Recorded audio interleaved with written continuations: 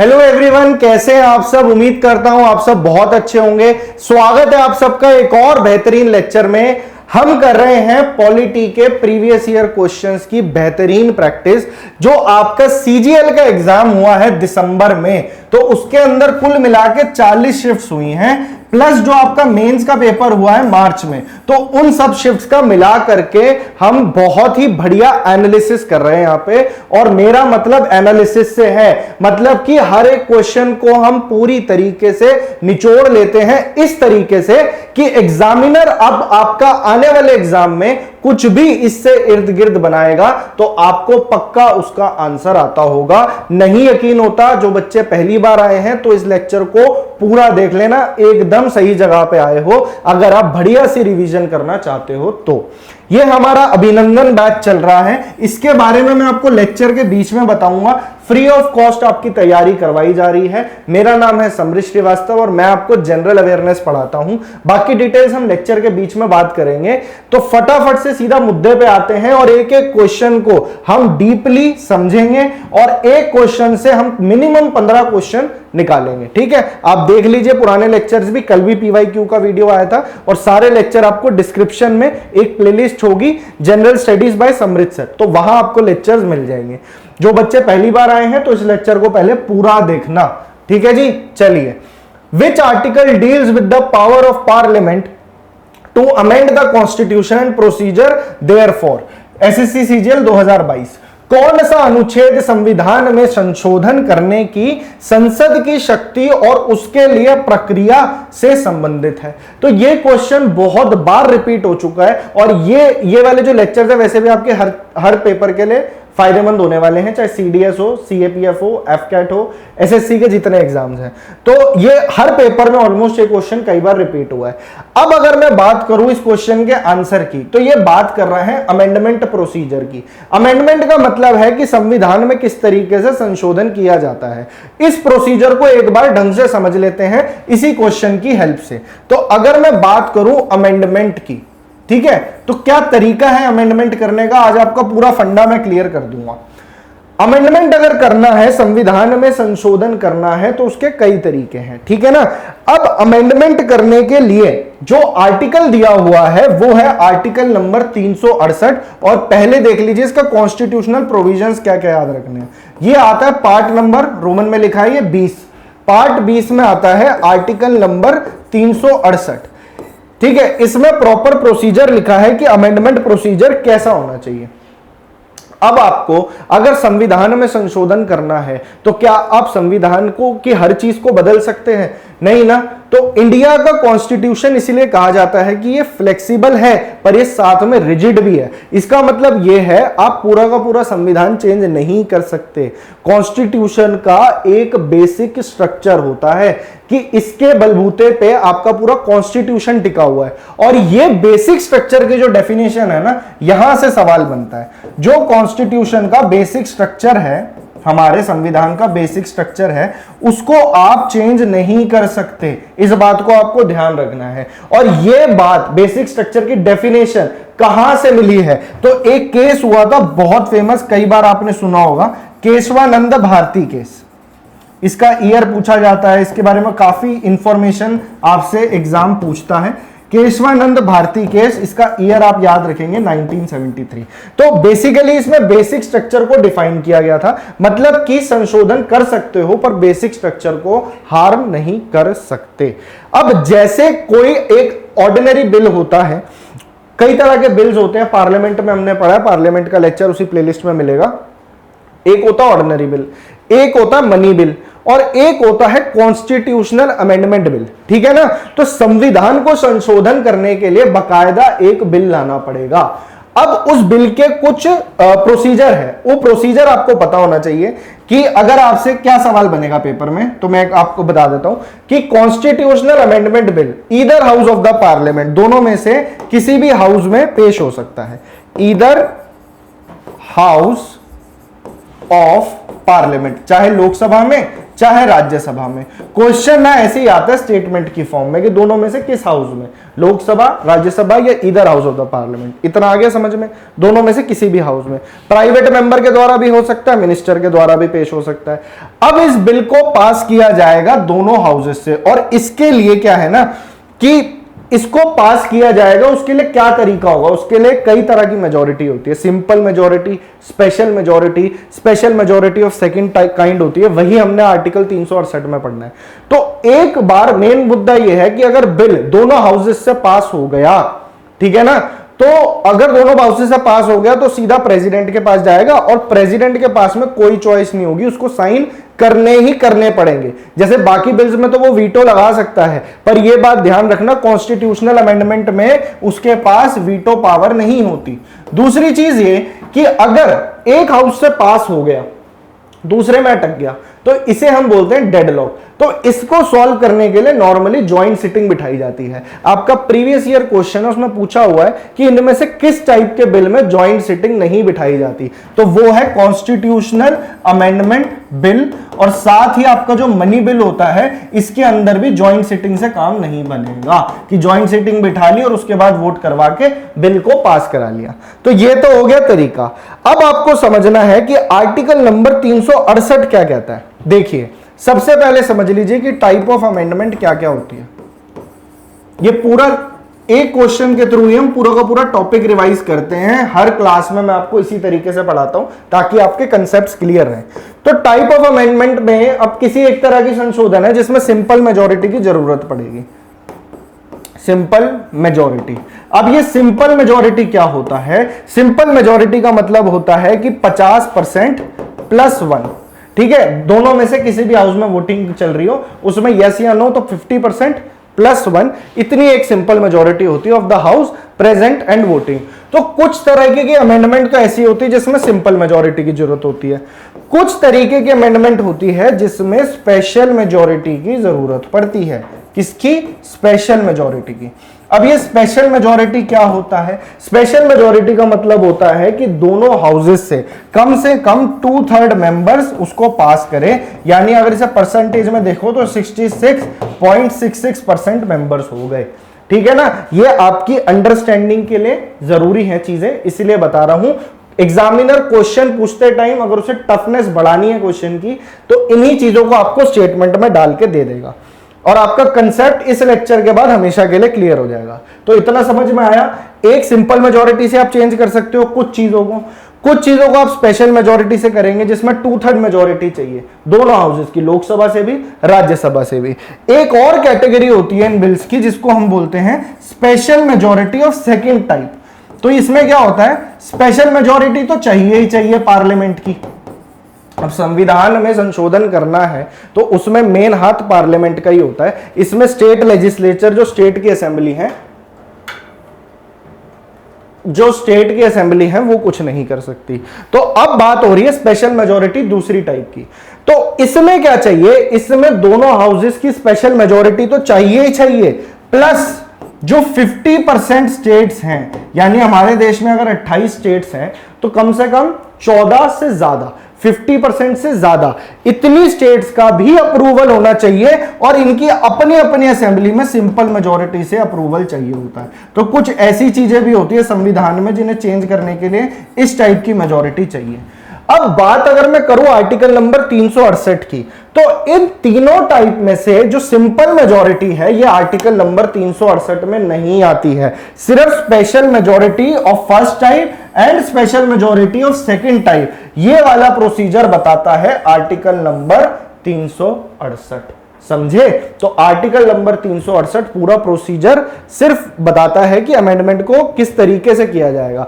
अब amendment special majority से हो रही है, इसमें क्या होता है? देखिए, सिंपल मेजॉरिटी से कौन कौन से अमेंडमेंट हो सकते हैं, एग्जाम्पल के तौर पे, ताकि आपकी अंडरस्टैंडिंग बन जाए। अगर स्टेट के अंदर कोई भी स्टेट है, देखिए उसको बनाने की जो क्षमता होती है, उसे ऑल्टर करनी है उसकी बाउंड्रीज, कोई नई स्टेट फॉर्म करनी है, तो इस टाइप की पावर ना पूरी की पूरी पार्लियामेंट के पास होती है, स्टेट के पास अपनी पावर नहीं होती। तो इस तरह का संशोधन करना है ना, तो सिंपल मेजोरिटी काम आ जाएगी। या फिर किसी स्टेट में लेजिस्लेटिव काउंसिल, मैंने आपको सारे टॉपिक्स पूरी पॉलिटी में पढ़ा चुका हूं, वो सारे लेक्चर्स आपको एक साथ वो डिस्क्रिप्शन बॉक्स में मिल जाएंगे, तो वहां से आप देख लेना। अभी आप इस लेक्चर को देखना है आपको। अगर आपको किसी भी स्टेट में विधान परिषद बनानी है, तो उस स्टेट की असेंबली ने अगर उसे पास कर दिया, तो पार्लियामेंट में सिंपल मेजोरिटी से बना दी जाएगी। ये सिंपल संशोधन है।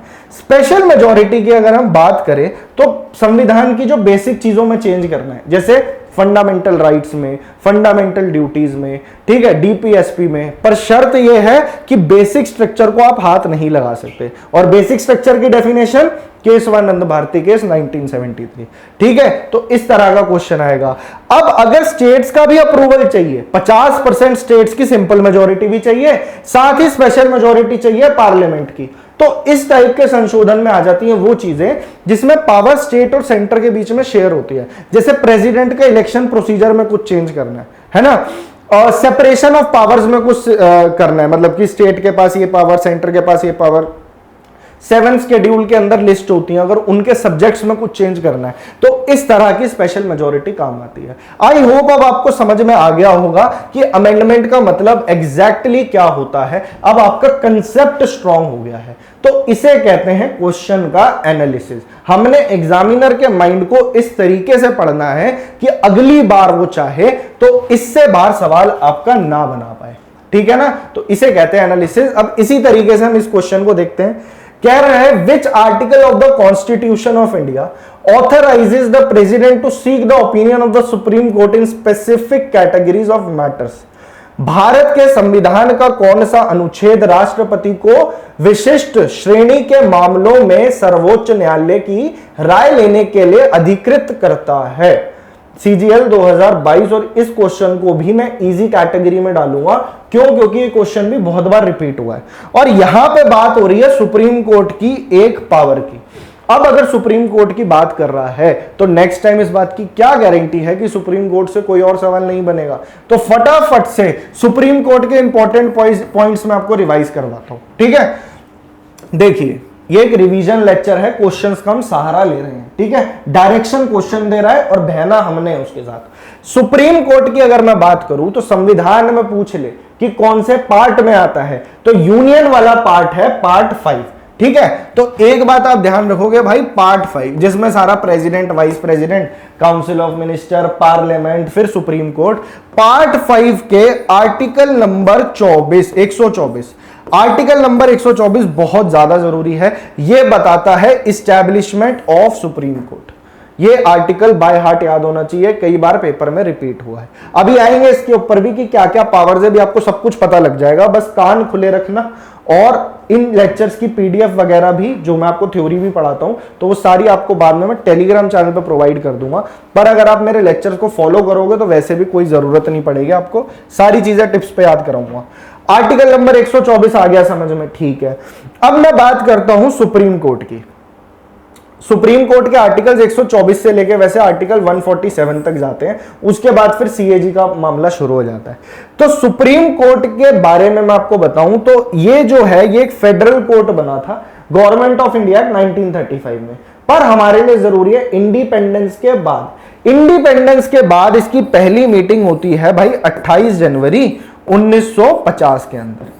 सुप्रीम कोर्ट हमारे देश में सिंगल इंटीग्रेटेड जुडिशियल सिस्टम है, यानी कि सबसे सर्वोच्च न्यायालय सुप्रीम कोर्ट है, सबसे ऊपर सुप्रीम कोर्ट है। उसके नीचे हायरार्की में हाई कोर्ट होते हैं हर स्टेट के, आपको पता है।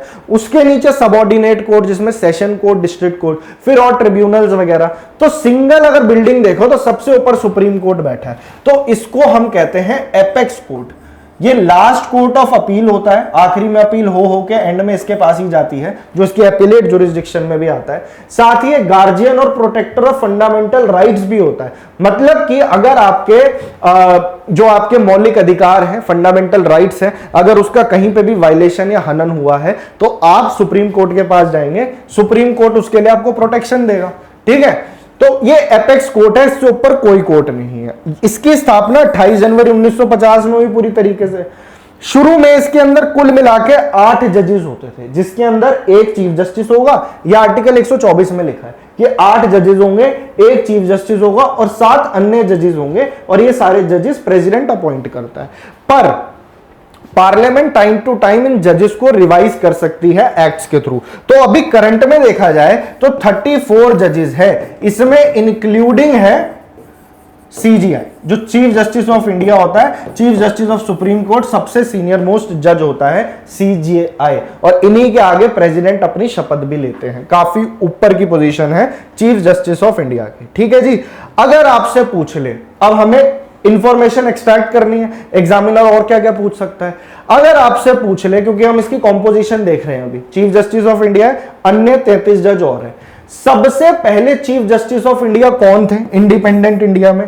तो इनका नाम था हरिलाल जे कानिया, H.J. कानिया।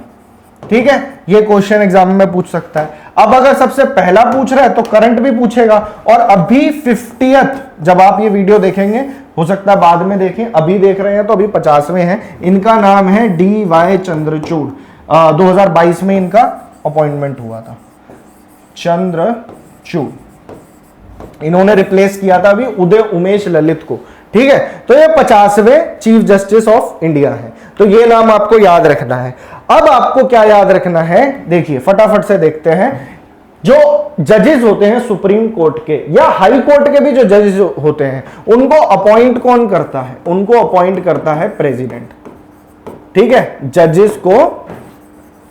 जजेस अपॉइंटेड बाय प्रेसिडेंट। ठीक है, प्रेसिडेंट इनको अपॉइंट करता है। जज बनने के लिए क्या क्या क्वालिफिकेशन चाहिए, ये एग्जाम में क्वेश्चन बनता है, तो इनकी क्वालिफिकेशन के बारे में देख लेते हैं। सबसे पहला तो ये कि ये भारत के नागरिक होने चाहिए, सिटीजन ऑफ इंडिया। दूसरे नंबर पे बात करूं तो दूसरे नंबर पे ये कि उनका कम से कम 5 साल का एक्सपीरियंस होना चाहिए एज अ जज, 5 year experience of becoming a जज of high court in succession. 2 high court में भी हो सकता है, पर वो जो टेन्योर है वो एक साथ होना चाहिए। तो 5 साल का उन पे एक्सपीरियंस होना चाहिए जज होने का हाई कोर्ट का। ये बात आ गई समझ में। और क्या, अगर मान लीजिए ये नहीं है तो दूसरा क्वालिफिकेशन ये है कि आपको 10 साल का एक्सपीरियंस होना चाहिए एडवोकेट होने का। कहां पे? छोटे मोटे कोर्ट में नहीं, हाई कोर्ट में। ठीक है, ये भी 10 साल का इन सक्सेशन एक साथ होना चाहिए। या तो ये हो या फिर ये हो, ये कांस्टेंट रहेगा सिटीजन ऑफ इंडिया वाला। इसके अलावा अगर ये भी नहीं है तो आप प्रेसिडेंट के नजरों में एक बहुत ही बड़े जूरिस्ट होने चाहिए, यानी कि डिस्टिंग्विश्ड जूरिस्ट। इसको हम अंग्रेजी में कहते हैं distinguished jurist in the eyes of the president. ठीक है, कोई बहुत ही बड़े तोप हो लीगल फील्ड के अंदर, डिस्टिंग्विश्ड जूरिस्ट हो। ठीक है, ये सारी क्वालिफिकेशन है। अपॉइंट प्रेसिडेंट करता है, सेंट्रल गवर्नमेंट की चलती है, और प्रेसिडेंट भी ऐसे अपनी मर्जी से किसी को अपॉइंट नहीं कर सकता। बकायदा कोलिजियम ऑफ जजेस बैठता है। कोलिजियम ऑफ जजेस की वर्किंग क्या है, सब कुछ मैंने सुप्रीम कोर्ट वाले चैप्टर में पढ़ाया है। पॉलिटी पूरा मैं करवा चुका हूं, हिस्ट्री, मॉडर्न हिस्ट्री में पूरा करवा चुका हूं। अब आपको आगे स्टैटिक जीके के बेहतरीन लेक्चर्स मिलेंगे इसी सीरीज में। रोज शाम को 6 बजे क्लास आती है।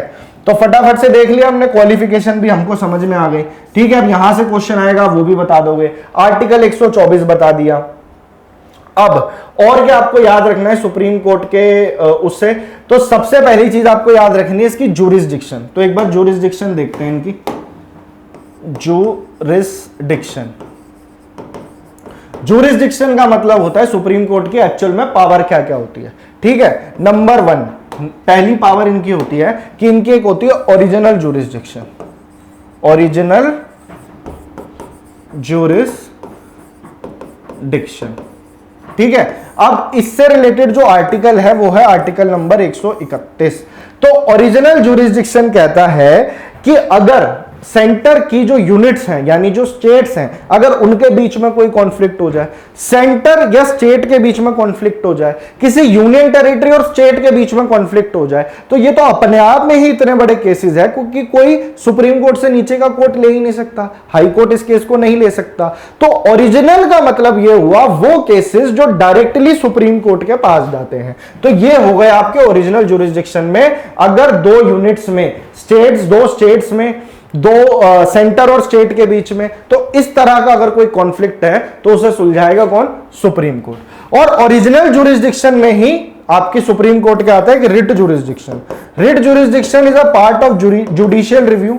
जिन्होंने मेरे लेक्चर पुराने देखे हैं उनको ये सब कुछ बहुत आसानी से समझ में आएगा, वैसे भी आपको समझ में आ रहा होगा। कोई डाउट हो तो कमेंट सेक्शन में जरूर पूछना। बात कर रहा हूं मैं रिट जुरिस्डिक्शन की। तो रिट जुरिस्डिक्शन क्या है? अगर आपके फंडामेंटल राइट, मौलिक अधिकार का कहीं पे भी वायलेशन हुआ है तो आप या तो हाई कोर्ट पे जा सकते हो या सुप्रीम कोर्ट पे जा सकते हो। ठीक है, सुप्रीम कोर्ट या हाई कोर्ट आपके फंडामेंटल राइट को बचाने के लिए कुछ लीगल ऑर्डर्स देता है और उन लीगल ऑर्डर्स को हम कहते हैं रिट। आपने सुना होगा 5 प्रकार के रिट होते हैं, हेबियस कॉर्पस, मैंडेमस, सर्सोररी, को वारंटो और प्रोहिबिशन। ठीक है ना? तो ये वाली जो रिट जुरिस्डिक्शन होती है ये सुप्रीम कोर्ट की आती है आर्टिकल नंबर 32 में, जो इसका एक फंडामेंटल राइट भी है आपका। ठीक है, पर ये इसकी ओरिजिनल तो होती है पर एक्सक्लूसिव नहीं होती, यानी इस पे हाई कोर्ट भी डिसीजन ले सकता है। तो एक तो हो गई ओरिजिनल जुरिस्डिक्शन, जी हमें आ गई समझ में। एक पावर होती है सुप्रीम कोर्ट की कि वो एक कोर्ट ऑफ रिकॉर्ड होता है। कोर्ट ऑफ रिकॉर्ड, ये जितनी बातें मैं आपको बता रहा हूं ना, ये अपने आप में सब एक एक क्वेश्चन बनेगा। ठीक है, तो इस क्वेश्चन के हेल्प से हम सारे वो इंपॉर्टेंट चीजें जानेंगे जो आपके एग्जाम में आ सकती है। कोर्ट ऑफ रिकॉर्ड आता है आर्टिकल नंबर 129 में लीगल टेस्टिमनी के लिए, यानी कि सुप्रीम कोर्ट के जो जजमेंट्स होते हैं ना वो अपने आप में गवाही का काम करते हैं। इनको रिकॉर्ड किया जाता है सुप्रीम कोर्ट की जजमेंट्स को, और इनको हमेशा हायरार्की में ऊपर रखा जाता है ताकि जो उससे निचले कोर्ट्स हैं अगर वहां पे कोई केस में कोई रेफरेंस देना है तो इन केसेस के जजमेंट से वो रेफरेंस दे सके। तो इसको कहते हैं कोर्ट ऑफ रिकॉर्ड। तो सारे केसेस के जजमेंट्स को बहुत अच्छी तरीके से प्रिजर्व करने का काम सुप्रीम कोर्ट का। ठीक है, तो ये कोर्ट ऑफ रिकॉर्ड भी होता है। एक पावर होती है सुप्रीम कोर्ट की जिसे हम कहते हैं एपीलिएट जुरिस्डिक्शन। एपीलिएट जुरिस्डिक्शन, यही कुल मिला के 3 जुरिस्डिक्शन है इसकी। एपीलिएट जुरिस्डिक्शन का मतलब सिंपल है कि चाहे सिविल केसेस हो, चाहे क्रिमिनल केसेस हो, कोई भी केसेस हो, चाहे कॉन्स्टिट्यूशनल केसेस हो, उनमें अगर सुप्रीम कोर्ट की जरूरत पड़ रही है तो वो केसेस से अपील हो होके आखिरी में सुप्रीम कोर्ट के पास आते हैं। तो सुप्रीम कोर्ट उन अपील्स को भी सुनता है, वही इसकी अपील सुनने की पावर को एपीलेट जुरिस्डिक्शन कहते हैं। आर्टिकल नंबर 133 बताता है सिविल केसेस के अंदर जो अपील्स आती हैं, और आर्टिकल नंबर 134 बताता है जो क्रिमिनल केसेस में आती है। सिंपल, ये मैंने आपको बहुत कम टाइम में बहुत कुछ मैंने आपको बता दिया है। अगर ये आप याद रख गए तो एग्जाम में पक्का 110% लगाए होगे क्वेश्चन को। रिवीजन लेक्चर है तो रिवीजन इसी तरीके से होती है। अब आते हैं उस पॉइंट पे कि इस क्वेश्चन का आंसर क्या होगा। तो ये आंसर है इसकी तीसरी जुरिस्डिक्शन के बारे में। एक हमने ओरिजिनल पढ़ ली, एक हमने एपीलेट पढ़ ली, और एक है इसकी एडवाइजरी जुरिस्डिक्शन। क्या है भाई?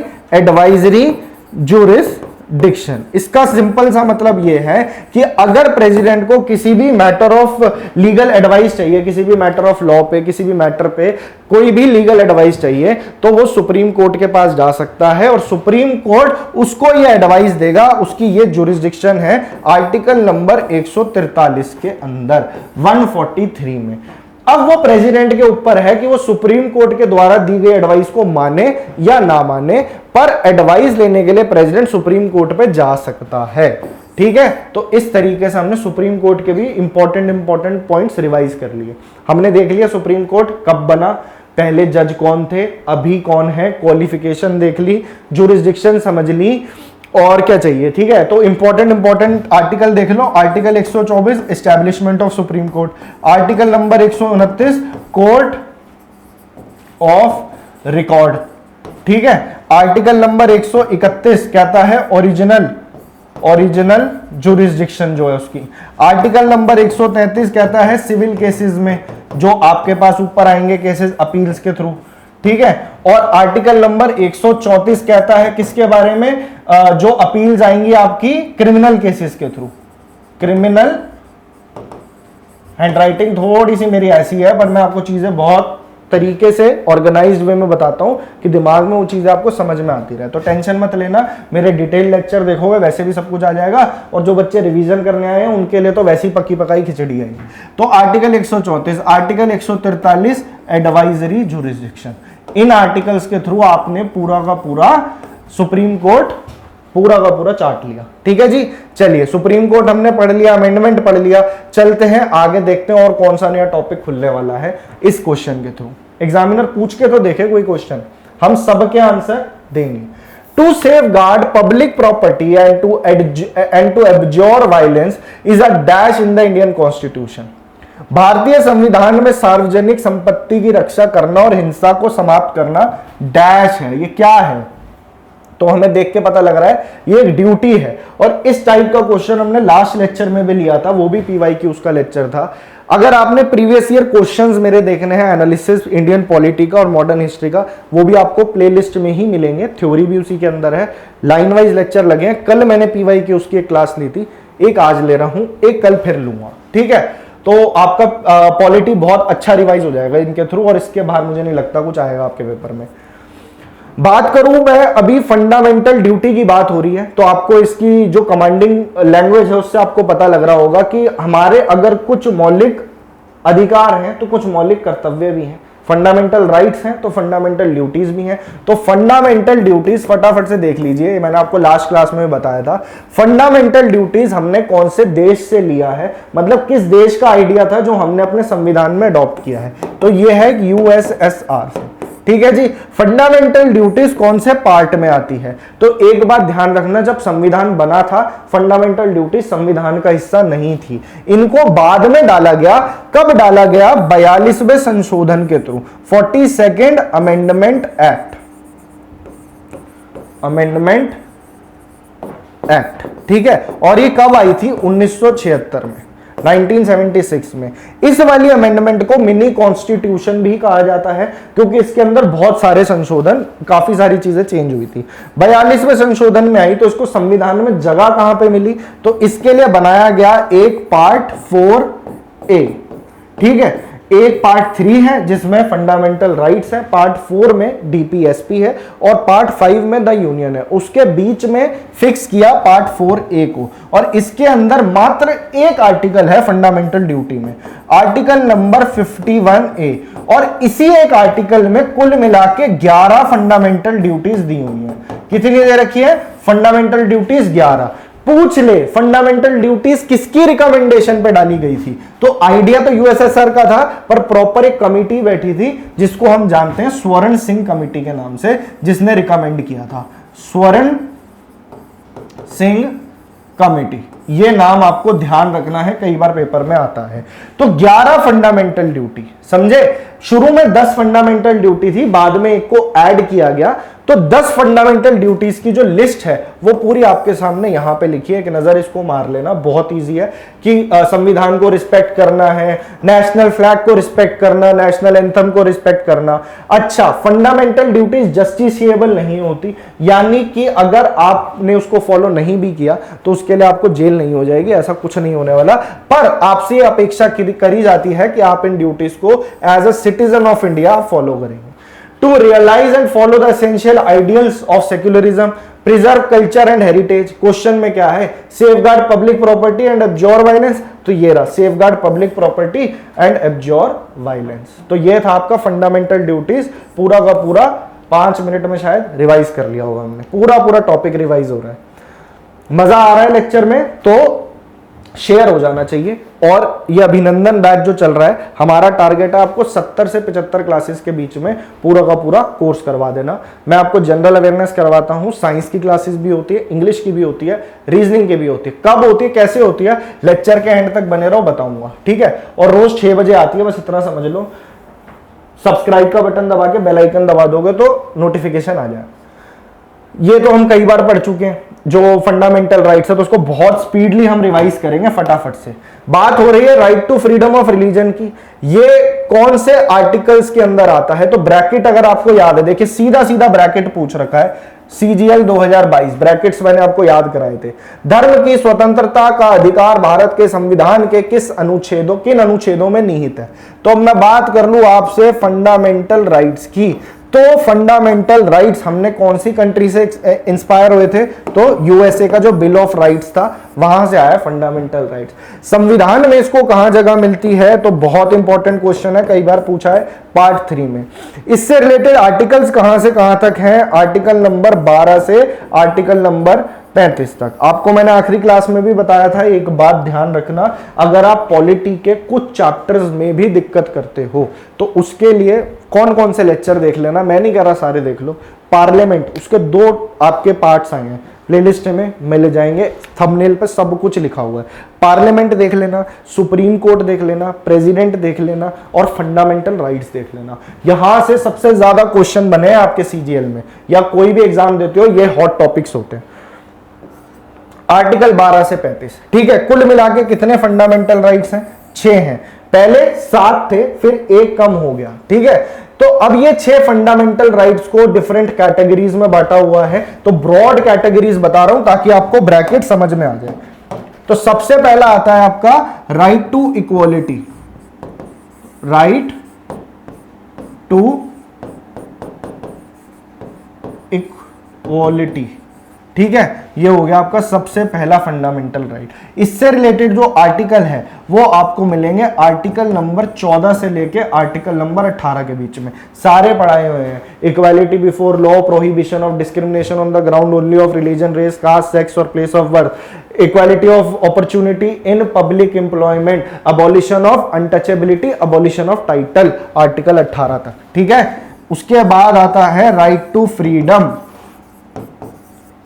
राइट टू फ्रीडम, ये इसको इसके साथ कंफ्यूज मत करना, ये फ्रीडम ऑफ रिलीजन है। राइट टू फ्रीडम के अंदर आपको 6 तरह की फ्रीडम मिलती है आर्टिकल नंबर 19 में, और आर्टिकल 19 से लेके ये आर्टिकल नंबर 22 तक जाता है, जिसमें बताया हुआ है protection against arrest and detention, article 22।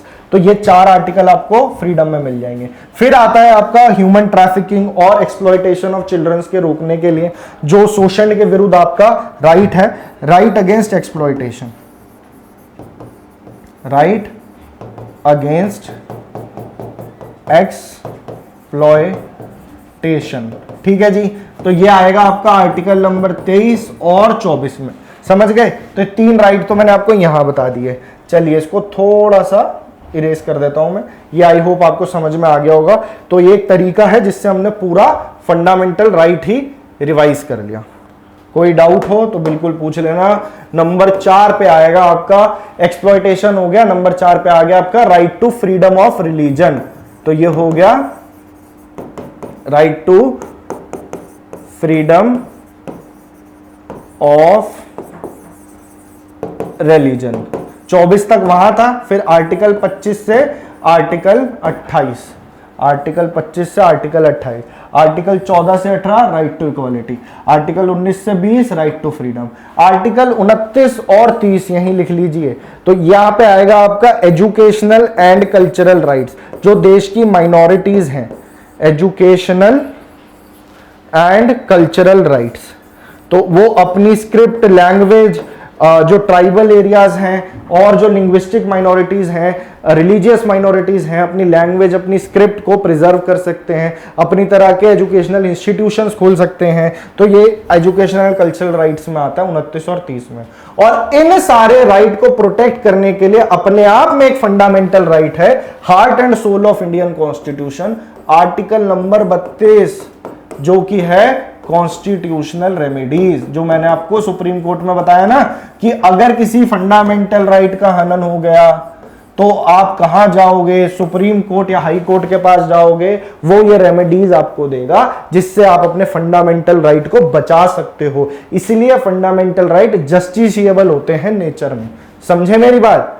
ये क्लास पूरी पैक्ड है, हर क्वेश्चन के थ्रू हम एम्पल अमाउंट ऑफ इंफॉर्मेशन निकालते हैं, ठीक है।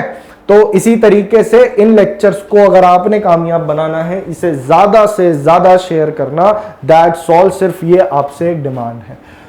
अगला क्वेश्चन कह रहा है elections to the panchayati raj institution are conducted by the, कौन कराता है पंचायती राज के इलेक्शन? पंचायती राज संस्थाओं के चुनाव डैश द्वारा आयोजित किए जाते हैं। तो पंचायती राज से रिलेटेड क्या है, देखिए एक तो है आर्टिकल नंबर 40 जो directive principles of state policy में आता है, जिसे हम कहते हैं राज्य के नीति निर्देशक सिद्धांत। तो उसके आर्टिकल 40 में लिखा है कि there should be organisation of village panchayat, मतलब विलेज पंचायत जो ग्राउंड लेवल है वहां पे भी एक लोकल गवर्नमेंट होनी चाहिए।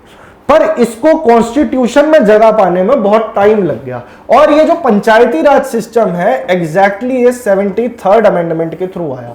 73rd अमेंडमेंट लास्ट क्लास में भी हमने ये करा था, पर क्वेश्चन आ गया है तो फटाफट से रिवाइज कर लो, ठीक है। 73rd अमेंडमेंट जो है आपके संविधान में जोड़ी गई 1992 में आई थी, 1993 से लागू हो गई थी। 73rd अमेंडमेंट से क्या हुआ, पंचायती राज सिस्टम स्टार्ट हो गया, पंचायत एक पार्ट जुड़ गया।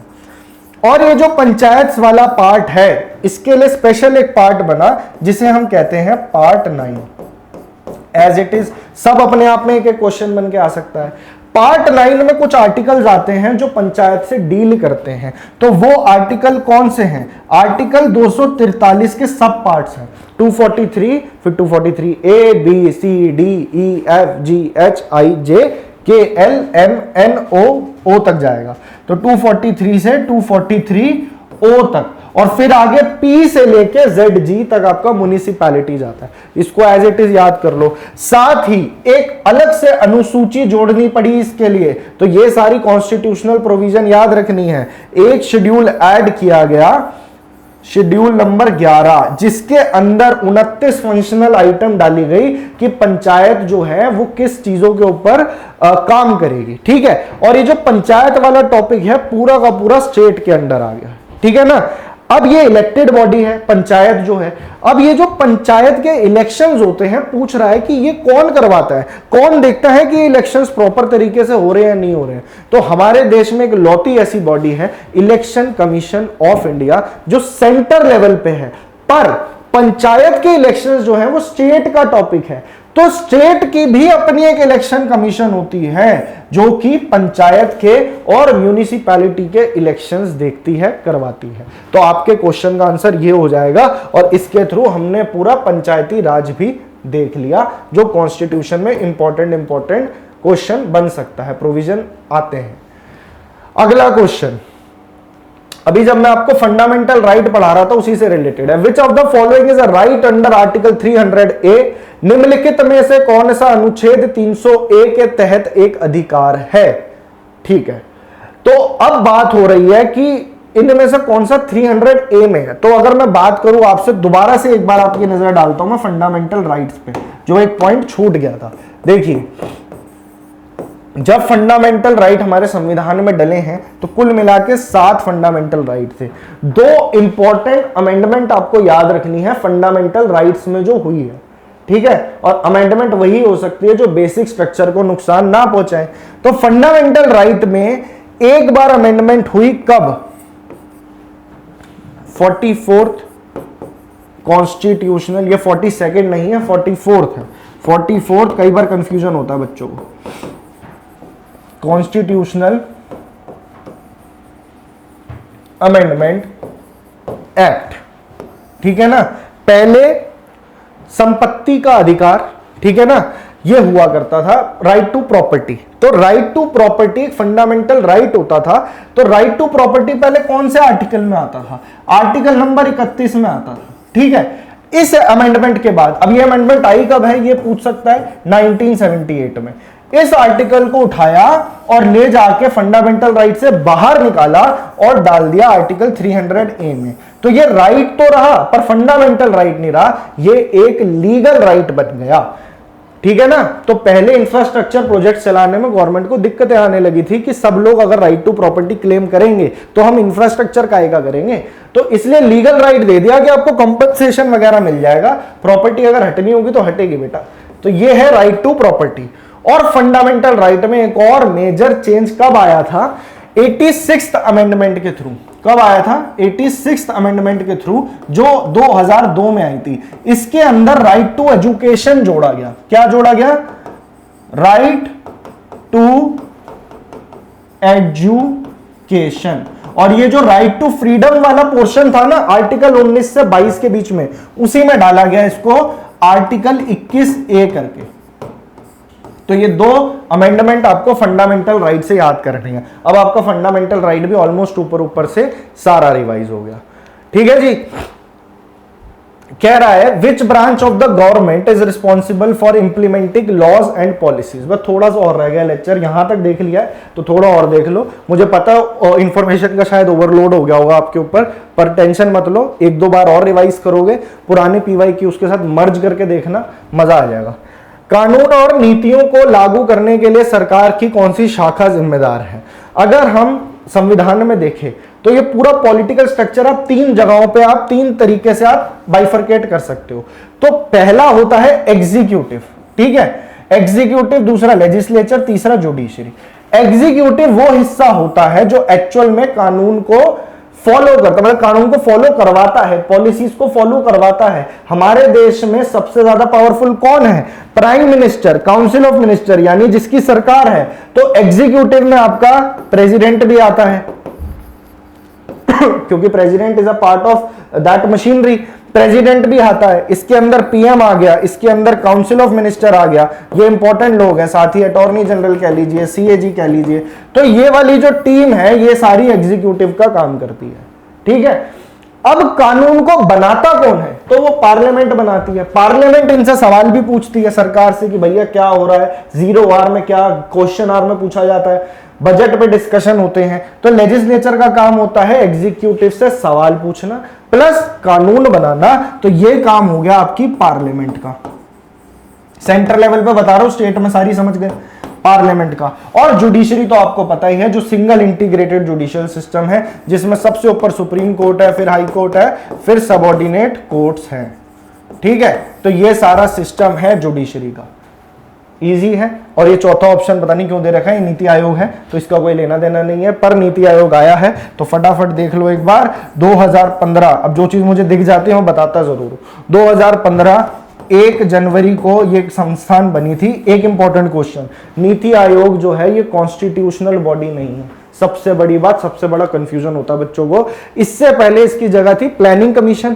प्लानिंग कमीशन को ही तो मोदी जी ने चेंज किया, नीति आयोग। ठीक है। National institution for transforming India, India का थिंक टैंक है, इसके चेयरमैन प्राइम मिनिस्टर है। 2022 में क्वेश्चन आया था, इसके वाइस चेयरमैन बने हैं नहीं। वाइस चेयरमैन कौन है इनके? वाइस चेयरमैन है सुमन के बेरी, सुमन के बेरी। ठीक है जी। चले आगे। कह रहा है the real executive power is vested in the council of minister with the dash as it said. एक लास्ट क्वेश्चन कर लेते हैं क्योंकि क्वेश्चन अभी और बच गए हैं, तो इसको कल की क्लास में एक और कंटिन्यू करेंगे तो आपका पॉलिटी पूरा रिवाइज हो जाएगा। पीछे मैंने आपको लेक्चर्स कराए ना पॉलिटी के, उससे पहले बीच में ही कहीं आपको मिल जाएगा। जब आप प्लेलिस्ट देखोगे 32 लेक्चर्स होंगे कम से कम अभी इसमें। तो अभी आगे आने वाले टाइम में आपको स्टैटिक जीके भी इसमें देखने को मिलेगा। जो टॉपिक्स रह गए हैं वो सारे कवर हो जाएंगे। इंपॉर्टेंट अनाउंसमेंट अभी सुन लो। PYQs अगर सिर्फ देखना चाहते हो तो PYQs के लेक्चर बीच बीच में है। 2 पॉलिटी के पहले आ चुके हैं, एक कल आ गया, एक आज आ गया और एक कल आएगा। 5 लेक्चर हो जाएंगे आपके। मॉडर्न हिस्ट्री के 4 PYQs आ चुके हैं और थ्योरी आपने पढ़नी है तो वो भी पूरी प्लेलिस्ट में दे रखी है। ठीक है। चलिए, रियल एग्जीक्यूटिव पावर पूछ रहा है किसके हाथ में होती है? Council of minister with the dash as it said. वास्तविक कार्यकारी शक्ति मंत्री परिषद में निहित है जिसके प्रमुख के रूप में है डैश। तो भाई हमारे देश में पार्लियामेंट्री फॉर्म ऑफ गवर्नमेंट है और पार्लियामेंट्री फॉर्म ऑफ गवर्नमेंट में सबसे ज्यादा पावरफुल प्राइम मिनिस्टर होता है, इसलिए इसे प्राइम मिनिस्टीरियल गवर्नमेंट भी कहते हैं और प्राइम मिनिस्टर ही हेड होता है काउंसिल ऑफ मिनिस्टर का। अब यहां से एग्जाम में आपके क्या क्वेश्चन बन सकता है तो देख लेते हैं पीएम जी से। पीएम सबसे पावरफुल है पर संविधान में ज्यादा आर्टिकल इनसे रिलेटेड नहीं है क्योंकि वो सारी पावर जो पीएम करता है, जो काउंसिल ऑफ मिनिस्टर जो डिसीजन लेते हैं वो सारे प्रेसिडेंट के नाम पे लिए जाते हैं। तो इसलिए जब हम प्रेसिडेंट पढ़ते हैं तो उसमें इनकी सारी पावर कहीं ना कहीं पढ़ लेते हैं। तो प्राइम मिनिस्टर की अगर मैं बात करूं तो ये एक रियल एग्जीक्यूटिव होते हैं जैसे जो प्रेसिडेंट थे वो नॉमिनल थे, सिर्फ नाम के थे, एक रबड़ स्टैम्प थे, जबकि प्राइम मिनिस्टर है असली पावरफुल, असली बाहुबली है हमारे देश में प्राइम मिनिस्टर, और ये लीड करते हैं काउंसिल ऑफ मिनिस्टर को, जो इनकी पूरी टीम होती है। ठीक है, इन्हें डी फैक्टो हेड भी कहा जाता है। क्या कहा जाता है? De facto. ये क्वेश्चन भी पेपर में आ जाता है। ठीक है, प्राइम मिनिस्टर और काउंसिल ऑफ मिनिस्टर से आर्टिकल आपको कौन सा याद रखना है? आर्टिकल नंबर 74 याद रखना। इसमें क्या लिखा है? There shall be council of minister with prime minister to aid and advise the president and he shall act in accordance of the advice given by them। इसका मतलब क्या है? इसका मतलब यह है कि जो भी advice prime minister, council of minister president को देंगे, प्रेसिडेंट को उसके हिसाब से चलना ही पड़ेगा। तो प्रेसिडेंट जो है सिर्फ एक रबर स्टैंप का काम करेंगे, असली पॉलिसीज इनकी होती है। Article 74 very important. आर्टिकल 75 क्या कहता है? आर्टिकल 75 सिंपल सी बात यह कहता है कि प्रेसिडेंट अपॉइंट करता है प्राइम मिनिस्टर को। तो आर्टिकल 75 याद रखना। आर्टिकल 75 कहता है कि president appoints prime minister and council of minister. तो प्रेसिडेंट अपॉइंट कर रहा है, पर इसका मतलब यह नहीं है कि वो किसी को भी पीएम बना देगा। पीएम उसी को बनाया जा सकता है जो लोकसभा में जीती हुई पार्टी है, जो सरकार बनाएगी, उसका जो लीडर होगा उसी के नाम को प्रेसिडेंट अपॉइंट कर सकता है एज पीएम। फिर पीएम अपनी लिस्ट लेके जाता है काउंसिल ऑफ मिनिस्टर की और प्रेसिडेंट को बोलता है कि इसे डिफेंस मिनिस्टर बनाओ, इन्हें रेलवे मिनिस्टर बनाइए, इन्हें आप कॉमर्स मिनिस्टर बनाइए, ठीक है, इन्हें आप एजुकेशन मिनिस्टर बनाइए। तो ऐसे बनती है पूरी काउंसिल ऑफ मिनिस्टर की टीम। समझ गए? तो ये दो आर्टिकल आपको याद रखने हैं बाय हार्ट। आई होप आज के लिए इतना इनफ होगा, पर एक मिनट और रुक जाओ, आपको एक काम की चीज मैं आपके लिए बता दूं, जो मैं आपको शुरू से बीच बीच में बता रहा था। क्या? कि ये हमारा भाई अभिनंदन बैच है। इतने दिनों में हम आपकी कंप्लीट तैयारी करवा देंगे। मेरा नाम है समृद्धि श्रीवास्तव, ये हूं मैं। इधर मैं आपको पूरी टीम से मिलवाता हूं। जीके की क्लास आती है शाम को 6 बजे, ठीक है। मैं आपको जनरल अवेयरनेस करा रहा हूं, पॉलिटी करा दिया है ऑलमोस्ट, हिस्ट्री हो चुका है, आने वाले सेशन में स्टैटिक जीके है, फ्री ऑफ कॉस्ट। सारी जनरल अवेयरनेस कवर करना चाहते हो, 6 बजे एक लेक्चर आते हैं रोज, और जो हो चुके हैं वो प्लेलिस्ट में मिल जाएंगे। साइंस बेहतरीन तरीके से करना चाहते हो तो 7 बजे आ रहे हैं अभिषेक सर, बायोलॉजी पढ़ा रहे हैं एकदम कंचा, बायो हो रही है, फिजिक्स होगी, केमिस्ट्री होगी, टेंशन हो जाएगी खत्म। बात आती है इंग्लिश वाले सर की, ये हैं आपके कपिल सर। जितने कंसेप्ट्स हैं जो गोलमोल आप करते हो पेपर में इंग्लिश के अंदर, इनके लेक्चर्स देखने के बाद में आपको कहीं पे कुछ प्रॉब्लम नहीं आने वाली। और ये हैं आपके रीजनिंग के धुरिंदर यानी कि रोहित सर, ये आएंगे रात को 9 बजे। इनकी भी पूरी प्लेलिस्ट डिस्क्रिप्शन में मिल जाएगी, पूरा रीजनिंग कवर कर सकते हो। लेक्चर अच्छा लगा हो, ये शेयर हो जाना चाहिए, चैनल को सब्सक्राइब कर लीजिए, बेल आइकन दबा लीजिए। कोई डाउट हो तो कमेंट सेक्शन में बिल्कुल कमेंट कर लेना। मैं कोशिश यही करता हूं कि लेक्चर ज्यादा लंबा ना हो, फिर भी शायद आज लंबा हो गया डिस्कशन करते करते, और इसीलिए लेक्चर्स जो हैं, नंबर ऑफ लेक्चर्स ज्यादा हो सकते हैं, पर उतना होगा जो उतना आप डाइजेस्ट कर पाओ। मेरे को खुद फील हो रहा है कि शायद मैंने आपको आज जल्दी करा दिया, पर उससे पहले इसलिए करवाया है क्योंकि जो बच्चे देख रहे हैं उसके अंदर सब कुछ आपको ऑलरेडी मैं इतनी बार रिवाइज करा चुका हूं कि अब जो बच्चे देख गए तो उनको तो पूरा टिप्स पे आ गया होगा। चलिए मिलता हूं मैं आपसे आपकी नेक्स्ट क्लास में, तब तक के लिए थैंक यू सो मच। कल आएंगे और एक बार लास्ट सेशन लेंगे प्रीवियस ईयर क्वेश्चंस का इंडियन पॉलिटी के, फिर हम अपना स्टैटिक जीके पे मूव करेंगे। Thank you so much.